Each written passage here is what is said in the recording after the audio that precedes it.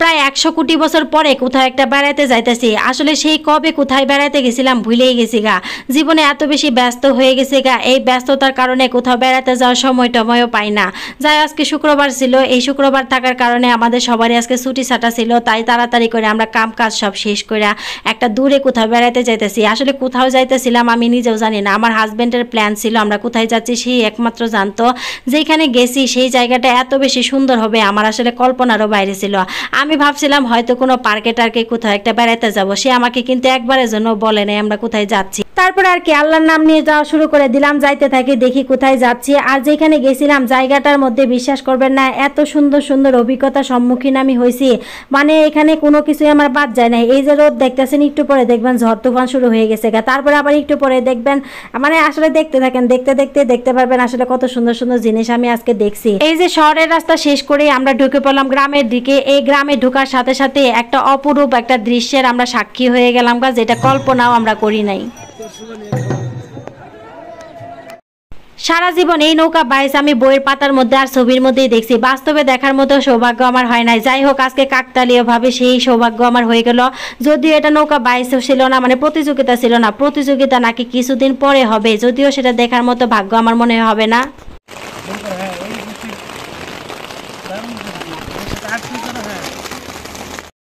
অর্ধেক রাস্তায় যেতে যেতে আমরা মনে করলেন বিরাট একটা বৃষ্টির কবলে পড়ে গেছিলাম গা। যদিও বৃষ্টিটা আমাদেরকে অনেক ভালোই লাগতেছিল, কারণ আমরা জানতাম এরকম ঝড় বৃষ্টির মধ্যে পড়তে পারে, সেই মনে করলেন একটা মানসিক প্রস্তুতি নিয়ে আমরা চলে আসছিলাম।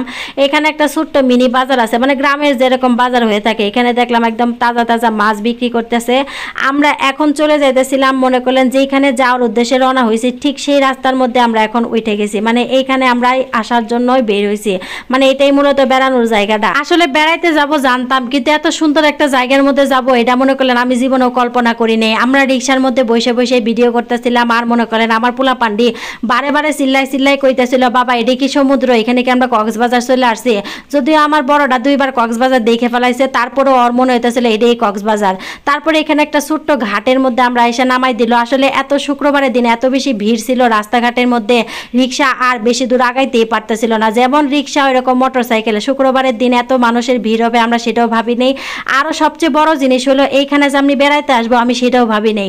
একটা জিনিস এখানে খেয়াল করবেন কি জানেন, দূরে কিন্তু প্রচুর বৃষ্টি হইতেছিল, এখানে বৃষ্টি নাই, কিন্তু সামনে যেমন মেঘ হয়েছে ওই রকম বৃষ্টি।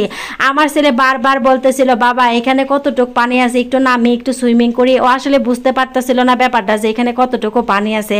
আর এই জিনিসটা ওর এত বেশি ভালো লাগতেছিল, এত বেশি আনন্দ পাইতেছিল, আমার 2টা পোলা পানি, মানে তারা ভীষণ খুশি হইতেছিল। কিন্তু একটা জিনিস কি জানেন, তারা এখানে নামতে পারবে না বলে তাদের মনে বিরাট একটা কষ্ট লাগতেছিল, ওদেরকে বুঝাইতেই পারতেছিলাম যে এখানে নামা যাবে না। যাই হোক এইখানে অপরূপ একটা দৃশ্যের সাথে সাথে আরেকটা অনেক কঠিন একটা অপরূপ দৃশ্যের সম্মুখীন হয়ে গেলাম। এই যে একটা পিচ্চি, আমার মনে হয় পৃথিবীতে এই একমাত্র সবচেয়ে সেরা সুখী মানুষ, এর মতো সুখী মানুষ দুনিয়া তার হইতেই পারে না।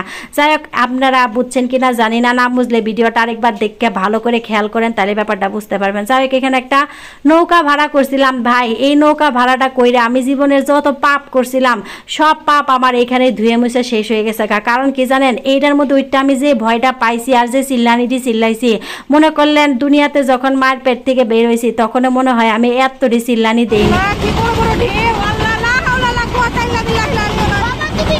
আমি বারে বারে নৌকাওয়ালা মামারে কইতাছিলাম তাড়াতাড়ি নৌকা ঘুরান, আমি যেই না আসলাম ওই না আমার নামাই দেন, নাহলে কিন্তু ইন থেকে ধাক্কা মারে আপনারা ফালাই দিব। বেটা আমার কথা শুনে হাসতে হাসতে শেষ, কয় আপা কিছুই হবে না, বিশ্বাস করবেন না কিছুই হবে না। কইতে কইতে নৌকার মধ্যে এত বড় বড় ঢেউ আর সব পানি নৌকার মধ্যে আইসা পড়তেছিল। বিশ্বাস করবেন না, আমার মনে হয়েছে আমার কলজার জায়গায় নাই, আমার কলজা মনে করেন আরেক দেশে চলে গেছে। আর মনে করলেন যত কিছুই কন আমি এই জিনিসের মধ্যে আর জিন্দিগিতে উঠবো না। যদিও অনেক সুন্দর লাগতেছিল দেখতে ভিডিওর মধ্যে, আসলে বাস্তবে এখানে আমি খালি চিল্লাইতাছিলামই আর চিল্লাইতাছিলামই। এখানে যদি অনেকটুকু রাস্তা গেছি, ভিডিও কিছু কিন্তু অল্প একটু রাস্তা, মনের ভিতরে কঠিন একটা টাইট একটা মনে করলেন সাহস নিয়ে একটু পানি হাত দিয়ে দেখলাম যে আমার কিন্তু সাহসটা ফিরায়। এর মধ্যে আমার জামাই বারে বারে আমার টিটকারি পারতেছিল, তুমি না সমুদ্রের মধ্যে মাছ সমুদ্রে যায় সেটা একেবারে পূর্ণিমা বিলাস করতে চাও। আমি কইলাম রাখো তোমার পূর্ণিমা বিলাস, আগে জীবন বাঁচাই, আমার আগে পারে নিয়ে যাও, তারপরে মনে করলাম তোমার সাথে কথা আছে। এইখানে যে এত বড় বড় ঢেউ আমারে জেনে উঠাইলা, এর আগে তুমি আমারে কইছিলা যে এখানে এত বড় বড় ঢেউ আছে, তাহলে তো মনে মনে করলেন আমার জিন্দিগি হয়ে উল্টে গেল, আমি এখানে আইতাম না। তারপরে মনে করলেন জানটা আমার জানের জায়গায় ফিরে আসলো। তারপরে এখানে নৌকা থেকে নামার পরে মনে হলো জীবনটার মধ্যে যে আমার কই গেছিলাম গা, আমার জীবন যে কোন দেশে উড়ে চলে গেছিল আমি আসলে নিজেই চিন্তা করে পাইতেছিলাম না। এতক্ষণ ভাবতেছিলাম আমি আসিলামটা কই আর আমি এখন আইলামটা কই। যাই হোক, জীবনে মনে করলেন একটু পাপ টাপ যা করছিলাম সবই ছিল, আমার মনে হয় সব শেষ হয়ে গেছে।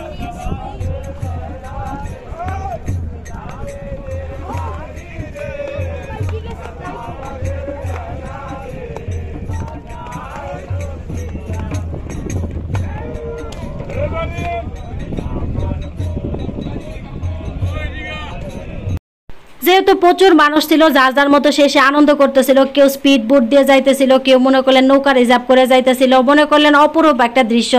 তারপরে এইখানে মনে করলেন সামনে যে রাস্তা দিয়ে হাঁটতেছি দুই পাশে কিন্তু প্রচুর পানি আর প্রচুর ঢেউ। এখানে যদি কেউ নামে সেখান থেকে মনে করলেন যে সাঁতার না পায় ডুববে মরা ছাড়া আর উপায় নাই। আর এখানে মাঝখানে একটা পুরো একটা রাস্তা, এই জিনিসটাই দেখতে অনেক সুন্দর লাগতেছিল। আসলে মনে হইতেছিল একেবারে সমুদ্রের মাঝখানে আমি দাঁড়ায় আছি। যাই হোক, এই যে রাস্তাটা দেখতেছিলেন, আর কিছুদিন পরে যখন এই রাস্তাটা পানি কমে ভাসবে তখন নাকি ব্যাপারটা দেখতে আরো বেশি সুন্দর লাগে। আমরা যখন গেছিলাম পানি বেশি ছিল, তাই এখানে রাস্তাটা ডুবে গেছে গা।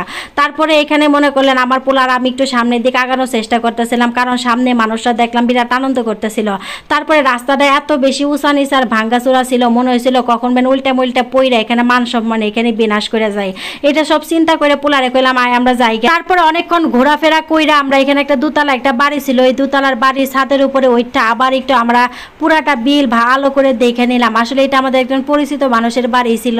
তারপরে এখান থেকে জিনিসটা দেখতে এত বেশি সুন্দর লাগতেছিল, খালি মনে মনে ভাবতেছিলাম এই বাড়িটা যদি আমার হইতো কি নাই ভালোই হইতো।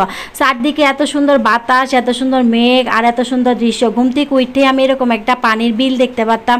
আবার মনে করলেন যখনই আমার একটু ভালো লাগতো না, ছাদের উপরে একটু দাঁড়ায় আমি এরকম বিলের মধ্যে বাতাস টাতাস খালি মনটা মনে করলেন ভালো হয়ে যাইতো গা। যাই হোক, এদিকে আকাশে প্রচুর মেঘ করছে, যে কোনো সময় ঝড় তুফান শুরু হয়ে যাবে গা, এর জন্য মনে করলেন আমরা রওনা হয়ে গেলাম। তারপরে এখানে পোলা পান্ডিরে কইলাম কেমন লাগলো, তারা তো মনে করলেন অনেক খুশি, এখান থেকে যাবেই না, বলতেছে আবার কবে আসবো তাই বলো। যাই হোক, আজকের ভিডিওটা কেমন লাগলো সবাই অবশ্যই জানাবেন। সবাই ভালো থাকবেন, আল্লাহ হাফেজ।